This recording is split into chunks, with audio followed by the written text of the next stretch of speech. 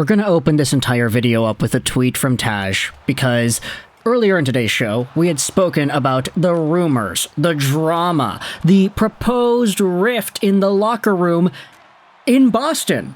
No, you thought I was going to say Vancouver rift. Nah, we're talking about the Bruins, baby. We had spoken about the reports from earlier this morning that David Pastrnak had become a bit of a problem in that Bruins locker room. How apparently he didn't want to play with Marchand anymore. He didn't want to play on a line with him, how Marshy might have called out Pastrnak for his poor play lately, and how Pasta apparently didn't like that.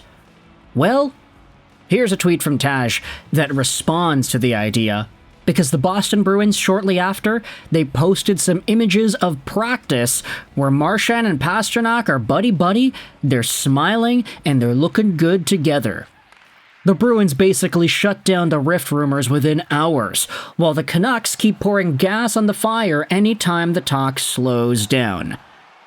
And furthermore, you had Boston go out there and responding. Here's a tweet from Jim McBride. David Pastrnak says, "I have never in my life said I don't want to play with this guy to the coaching staff or the management, and I never would. I love playing with Marchand. I've been playing with him for so long."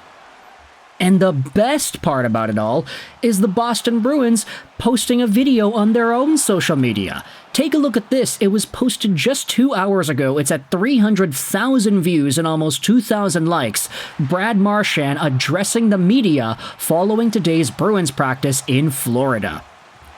And I love this video. I love it so much that I went out there and transcribed the Brad Marchand comments. It's a 3-minute video, and I transcribed the entire thing with a little bit of help from the AI machine.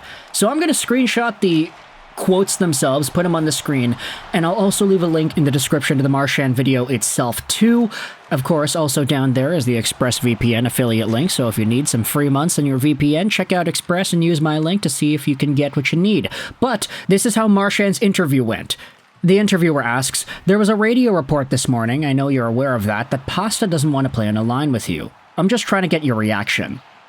And this is where Marchand lays the smackdown. "Well, yeah, I have heard, what was said in the media this morning. It's unfortunate. I know reporters have a job to do, and that job is to report on the team, and usually you try to be fact-based, but when there's just blatant lies told in the media, that's where there's a problem. And the fact that this guy has a platform and he's just making stuff up is embarrassing, and there's zero truth to anything that he said on the radio. This is how you lose your job. The fact that he's going to have a job after this is insane because Pasta and I are best friends. We've had an incredibly close relationship for a long time. The only reason we don't play together is so that we can spread depth throughout the lineup. There's zero truth to him being a problem in the room. He's one of the most loved guys in the room. There's zero issues in the room at all, and the fact that they said that he's in the center of anything is a completely fabricated lie."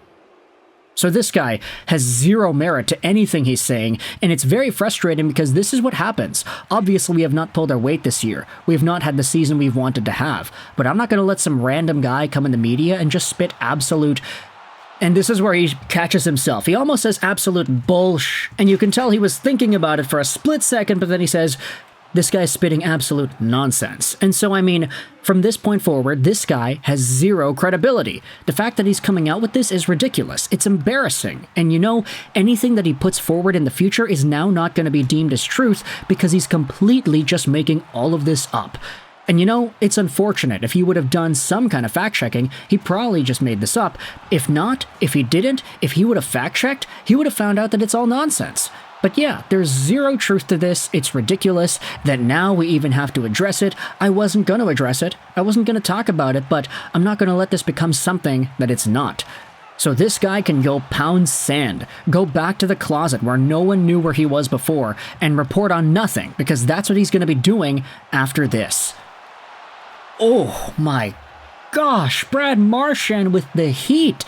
And the interesting thing about this is, a lot of people, especially on the Boston Bruins subreddit, we had spoken about this earlier this morning as well, but it was interesting because Rich Keefe from EEI, the guy who made those comments about Pastrnak being a problem in the room, he was one of the first guys who had spoken out about Jim Montgomery getting the boot. And so I think there is reason to believe that Keefe does have sources, and there is reason to listen to some of his journalism. Here's a comment from the recent Postmate on the R Bruins sub.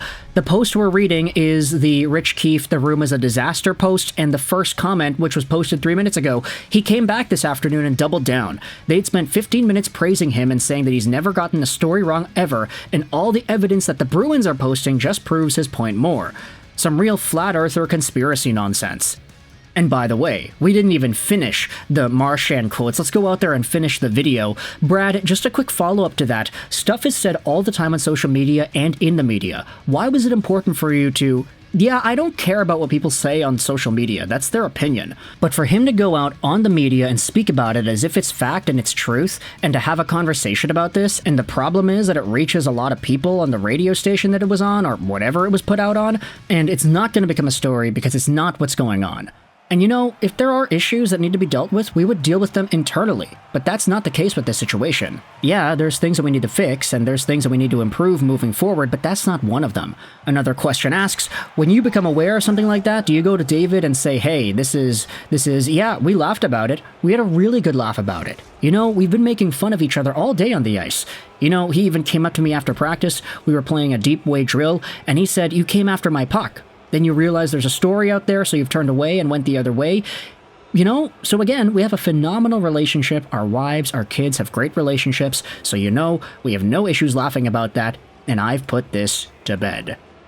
Ultimately, I think the best outcome of this all is that whether or not it's real or not, you know, whether or not Keefe's sources are 100% true and that the Boston Bruins are just playing cover-up now, whether or not it's real or not, hopefully this inspires the Boston Bruins to start stringing together some more positive results, because they have been faltering a little bit, and it's been a pretty big issue for their performance this season, just how some of these guys have not shown up in the ways that we expected them to. We had talked about the numbers, you know, the point production and more in the last video, and throughout the season I've been complaining personally about Jeremy Swayman and how bad he has been, and now there are conversations about guys maybe wanting out, Nikita Zadorov, cough, and whether or not that's true, who really knows? But I hope that everything that's going on with the Boston Bruins, all this stuff that's talked about, best case scenario, it actually helps them out and it helps them do better. Because if Vancouver has been a lesson for anybody in the media to watch and talk about when it comes to riffs on a hockey team, just letting this thing burn and letting it go continuously, adding more fuel to the fire, that is not the way to go about it, because now the Canucks are in decent trouble this season with how they're performing, and the entire controversy of Pettersson versus Miller has gotten out of hand. This Pastrnak-Marchand thing, though, yeah, no, they just squashed it really quickly. So you can let me know your thoughts in the comment section below. Firstly, about the journalist Keefe, Rich Keefe, who went out there and spoke about it on EEI Sports Talk Radio, and whether or not you think that he was actually telling the truth, whether or not his sources are telling the truth, and whether or not you think the Boston Bruins are trying to cover this all up. Link, of course, to ExpressVPN in the description, but as well to the Marchand commentary that he had on the subject matter. It's a really good interview. He has so much attitude in it, and I love it. But thoughts in the comment section either way. Hope you enjoyed this video. And bye.